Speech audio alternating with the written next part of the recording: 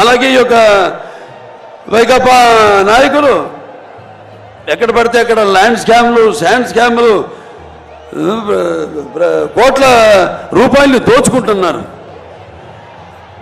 అలాగే ఇక మన 5 కోట్ల తెలుగు ప్రజల యొక్క కళల రాజధాని అమరావతి అభివృద్ధి చేయకుండా దానికి గాలికి వదిలేశారు. అలాగే ప్రజలు ఇదేమని ప్రశ్నిస్తే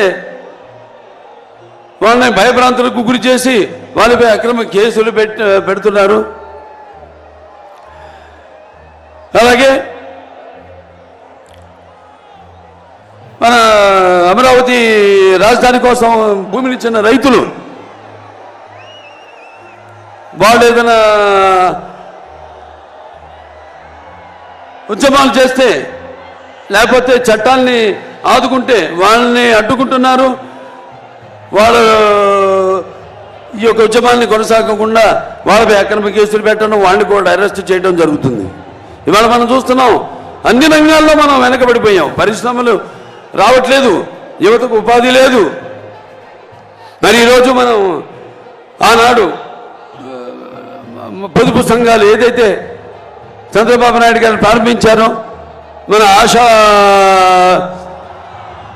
కార్మికులు కానివ్వండి, లేకపోతే మన డ్వాక్రా మహిళలు కానివ్వండి, వాళ్ళందరి పైన వాళ్ళకి ఎన్నో వాగ్దానాలు చేసి ఆ పాదయాత్రలో జీతాలు పెంచుతామని, టీఎల్ లేవు, డిఎల్ లేవు, అసలు మన పోలీసులకు వస్తే వాళ్ళకి అలవెన్సులు లేవు, ఏజెన్సీ అలవెన్సులు లేవు, ఏమీ లేవు. అందరిపై పెత్తనం చెల్లించడం, యథ రాజా తథ ప్రజలాగా ఇక తప్పని పరిస్థితుల్లో అందరూ కూడా అటు అలా ప్రవర్తించాల్సిన ఒక పరిస్థితిని వాడు సృష్టించారు. ఇవాళ హిందూపురం ఉంది, నేను ఇక్కడ ఎమ్మెల్యేని.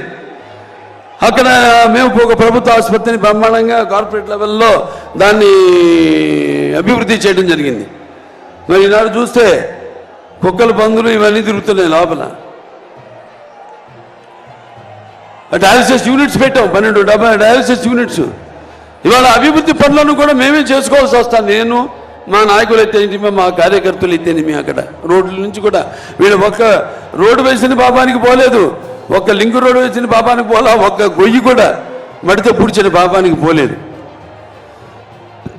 సీసీ గారు అన్నారు, ఏ యుద్ధం ఎంత జరిగిందో, ఏ రాజ్యం ఎన్నాడుందో తారీఖులు, దస్తావేజులు కాదో ఈ చరిత్రకు అర్థం. నైలు నది నాగరికతలో సామాన్య జీవనం ఎక్కడ? తాజ్మహల్ నిర్మాణానికి రాళ్ళెత్తిన కూలీలు ఎవరన్నది ముఖ్యమని. ఏ దేశ చరిత్ర చూసినా ఏముంది గర్వకారణం? ఈ మానవ చరిత్ర సమస్తం పరపీడ పరాయత్వం.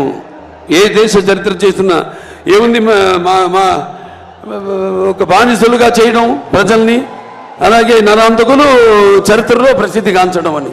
ఇవాళ అదే జరుగుతుంది మన రాష్ట్రంలో. ఒక సైకో ఇవాళ శునకపు సింహాసనంపై, కనకపు సింహాసనంపై శునకమన్న రీతిలో ఇవాళ పెత్తనం చలాయిస్తున్నాడు ఈ రాష్ట్రంలో. ఓ పని చేద్దాం, లేదంటే ఇవాళ చంద్రబాబు నాయుడు గారు వేసిన బీజం హైదరాబాద్లో ఐటీ అభివృద్ధి కానీ, సైబరాబాద్ కానీ, లేకపోతే ఈ గ్రీన్ఫీల్డ్ ఎయిర్పోర్ట్ కానివ్వండి, లేకపోతే ఫ్లైఓవర్లు కానివ్వండి, వీటిలన్నింటినీ మిగతా ప్రభుత్వాలు ఏమీ వాడి జోలికి వెళ్ళలేదు.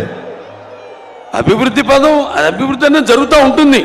అది ఈ దేశంలో ఎక్కడైనా అభివృద్ధి జరుగుతుందంటే అది ఇక్కడ హైదరాబాద్.